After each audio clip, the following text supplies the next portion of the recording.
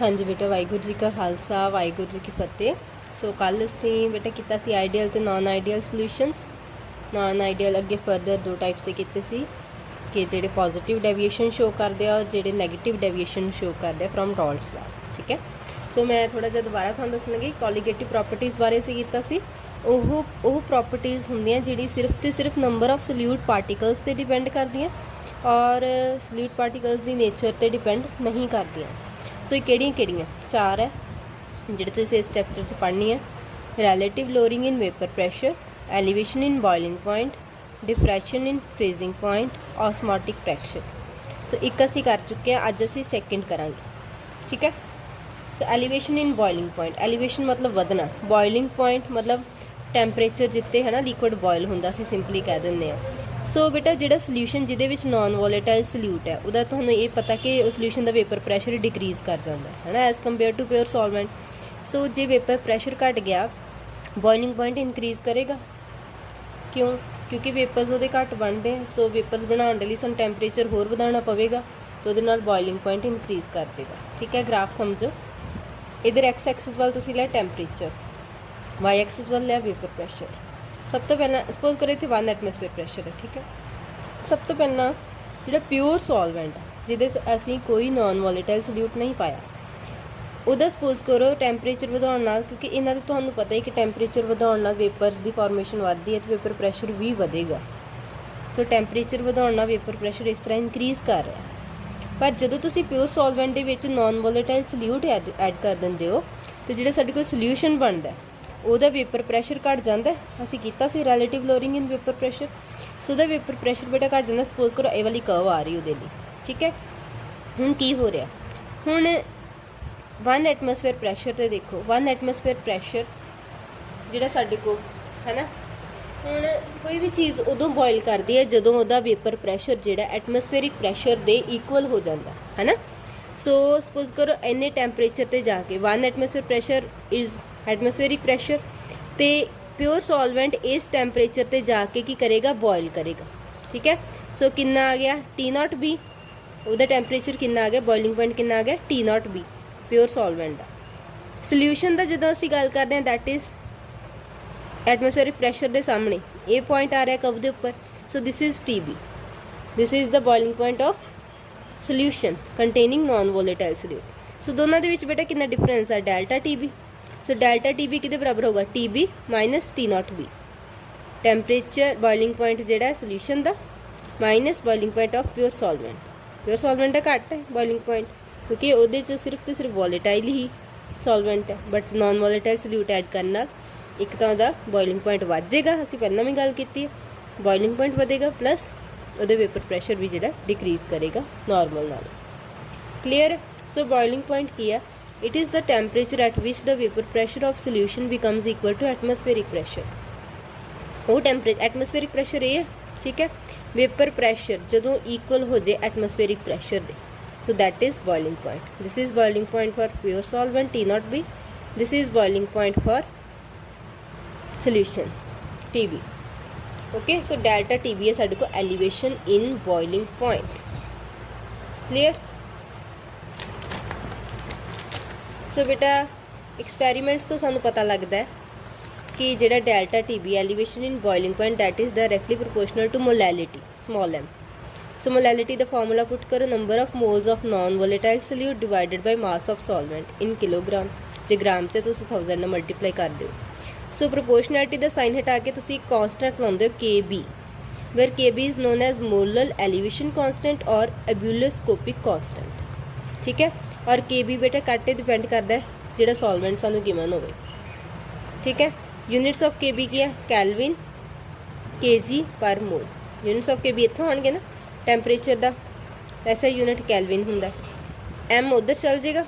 ठीक है, हम देखो ना KB किहदे बराबर आएगा delta TB over M।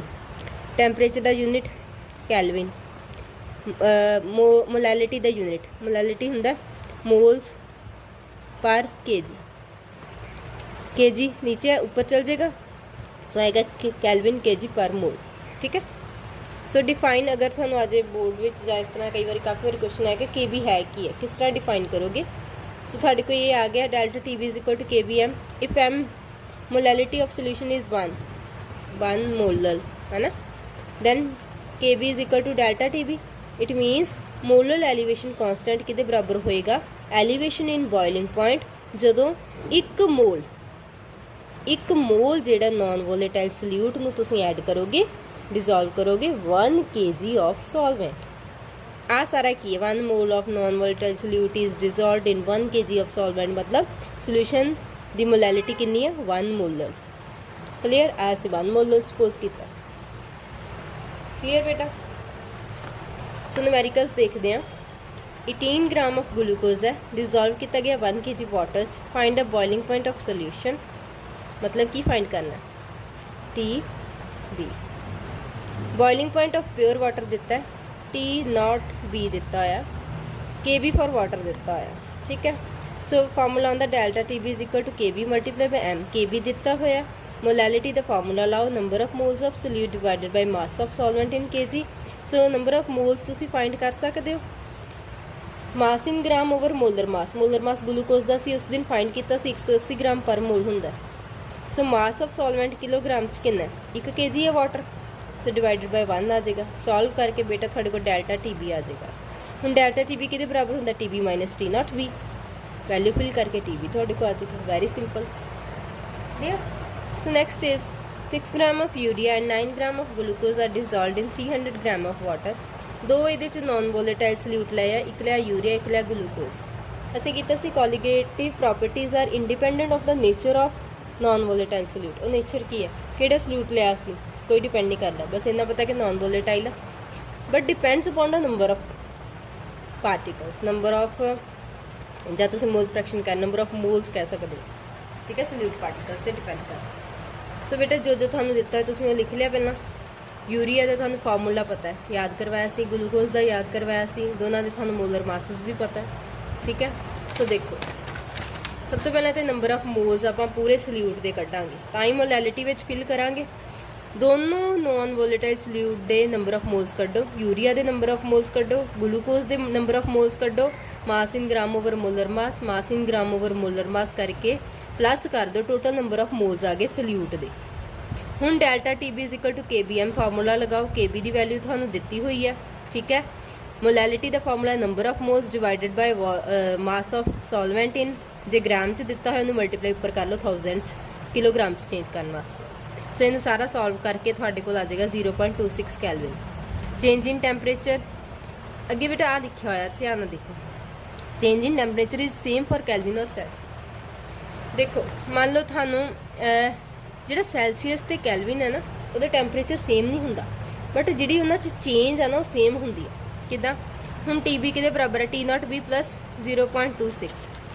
T note B ਕਿੰਨਾ ਦਿੱਤਾ 100 डिग्री ਸੈਲਸੀਅਸ, 100 डिग्री ਸੈਲਸੀਅਸ ਕਿੰਨਾ ਦਿੱਤਾ T note B plus change ਕਿੰਨਾ ਹੈ 0.26। ਹੁਣ ਤੁਸੀਂ ਇਦਾਂ ਨਹੀਂ ਕਹਿ ਸਕਦੇ ਕਿ ਮੈਮ ਆ ਸੈਲਸੀਅਸ ਜਾਂ ਕੈਲਵਿਨ ਜਾਂ ਤੁਸੀਂ ਐਡ ਕਰਤਾ। ਇਹੀ ਚੀਜ਼ ਮੈਂ ਇੱਥੇ ਸਮਝਾਈ ਹੈ ਕਿ ਜਿਹੜੀ ਚੇਂਜ ਹੈ ਨਾ, ਬਹੁਤ ਇੰਪੋਰਟੈਂਟ ਆ ਚੀਜ਼, कि आ साढ़े को चेंज आ टैंपरेचर च, जिहड़ी चेंज आ वो भावें कैलविन च होवे भावें सैल्सियस च होवे, वो सेम हुंदी है। ठीक है, किस तरह मैं तुहानूं छोटी जी एग्जाम्पल लैके दस दिंदी। जिवें 0.26 की असीं चेंज है ना शो करनी है, तो वो तुसीं जे तुसीं सैल्सियस विच लओगे 100 ते 100.26 च कितना फर्क है, 0.26 का 0.26 सैल्सियस का फर्क है। जे इदा ही 100 कैलविन आप कोई लै लें तो 0. हूँ जे 100 सैल्सियस डिग्री सैल्सियस में कैलविन च चेंज कर दो 273 के आलमोस्ट आता पॉइंट, अगे मैं नहीं लै रही। 100.26 चेंज कर दो 273.26 आएगा।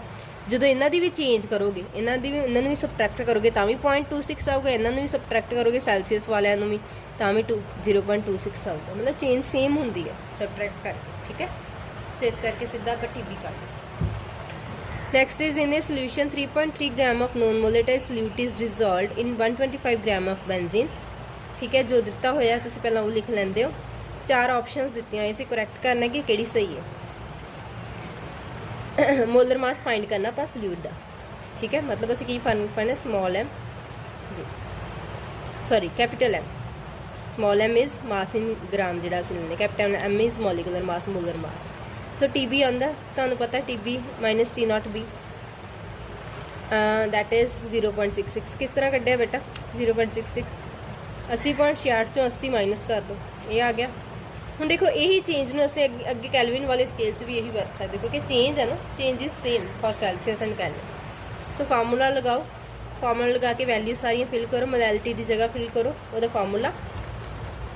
ਉਸ ਤੋਂ ਬਾਅਦ number of moles of solute ਤੁਸੀਂ ਫਾਈਂਡ ਕਰਨੇ। ਸੋ ਮਾਸ ਆਫ ਸੋਲਿਊਟ ਕਿੰਨਾ ਦਿੱਤਾ 3.3, ਠੀਕ ਹੈ। और मोलर मास ਉਹਦਾ फाइंड करना, कैपिटल M लिख लो डिवाइडेड बाय सॉल्वेंट। सॉल्वेंट कितना है 125 ग्राम, ਹੁਣ ਤੁਸੀਂ 1000 ਨਾਲ डिवाइड कर ਦਿਓ, 1000 सब तो ऊपर चल जाएगा। रीअरेंज किया ਤੁਹਾਡੇ को M की वैल्यू निकल आएगी 131.2 ग्राम पर मोल। सो ਕਿਹੜੀ ऑप्शन आएगी 131 किदे लग गया, this one, B option is correct. Okay so next है if KB is not given. कई बार बेटा रेयर चांसिस होंगे साढ़े को कि सानू जो KB है नहीं दिता होंगे, ठीक है, बहुत घट चांसिस होंगे। सो वो KB के बराबर होंगे R into T0B the square into M over 1000 multiply delta H vaporisation, where R is universal gas constant जिहदी वैल्यू तुसीं लर्न करनी है 8.314 जूल पर मोल कैलविन एंड 2 ਜਾਂ ਤੁਸੀਂ कैलोरीज विच भी कर सकते 2 कैलोरी पर मोल कैलविन, ठीक है। T0 भी ਤੁਹਾਨੂੰ पता है boiling point of pure solvent है, कैलविन 'ਚ ਤੁਸੀਂ ਲੈਂਦੇ क्योंकि अभी कैलविन 'ਚ ਲੈ ਰਹੇ हो। M की है मोलर मास, ठीक है, मोलर मास ਜਿਹੜਾ ਤੁਸੀਂ फाइंड ਕਰਦੇ ਹੋ सल्यूट ਦਾ, ठीक है, नॉन वोलेटाइल ਦਾ। डेल्टा H वेपराइजेशन की इंथैल्पी ऑफ वेपराइजेशन। कई बार ਸਾਨੂੰ इंथैल्पी ऑफ वेपराइजेशन नहीं ਦਿੱਤੀ ਹੁੰਦੀ, ਸਾਨੂੰ ਦਿੱਤੀ ਹੁੰਦੀ लेटेंट हीट ऑफ वेपराइजेशन। सो ਉਹਦੇ ਵਿੱਚ ਤੁਸੀਂ ਕੀ ਕਰਨਾ ਹੈ, ਉਹਦੇ ਵਿੱਚ ਤੁਸੀਂ लेटेंट हीट जिन्नी ਦਿੱਤੀ ਹੋਏਗੀ ਉਹਨੂੰ मोलर मास ਨਾਲ ਉਹਦੇ ਜਿਹੜਾ ਸੋਲਵੈਂਟ ਉਹਦੇ ਮੋਲਰ ਮਾਸ ਨਾਲ ਮਲਟੀਪਲਾਈ ਕਰ ਦਿਓ, ਤੁਹਾਡੇ ਕੋਲ ਡੈਲਟਾ H वेपराइजेशन ਆ ਜਾਊ। ਸੋ ਇਦਾਂ ਯੂਜ਼ ਕਰਕੇ ਵੀ ਫਾਰਮੂਲੇ 'ਚ ਪੁੱਟ ਕਰਕੇ ਵੀ ਤੁਹਾਨੂੰ KB ਕਈ ਵਾਰ ਫਾਈਂਡ ਕਰਨ ਲਈ ਉਹ ਕਹਿ ਸਕਦੇ ਹੋ, ਠੀਕ ਹੈ। ਜਾਂ ਤਾਂ KB ਇਸ ਤਰ੍ਹਾਂ ਵੀ ਫਾਈਂਡ ਹੋ ਸਕਦਾ ਜਾਂ ਫਿਰ ਇਸ ਤਰ੍ਹਾਂ ਵੀ ਤੁਹਾਨੂੰ ਇਹ ਚੀਜ਼ਾਂ ਸਾਰੀਆਂ ਦਿੱਤੀਆਂ ਹੁਣ ਤੁਸੀਂ KB ਫਾਈਂਡ ਕਰਨੀ ਹੋਵੇ। ਕਲੀਅਰ ਬੇਟਾ, ਥੈਂਕ ਯੂ।